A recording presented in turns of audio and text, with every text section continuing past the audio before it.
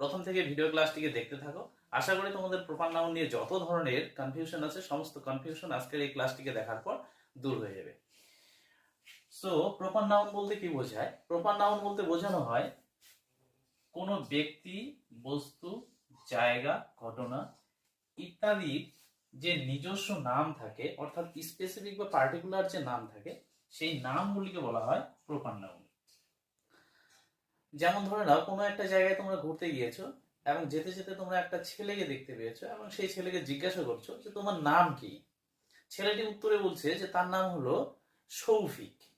তো এখানে ছেলেটি তার একটা স্পেসিফিক নাম বলেছে, সেই নামটা কি? সেই নামটা হলো সৌভিক। তো এই সৌভিক ওয়ার্ডটি অথবা সৌভিক শব্দটি হলো প্রপার নাউন।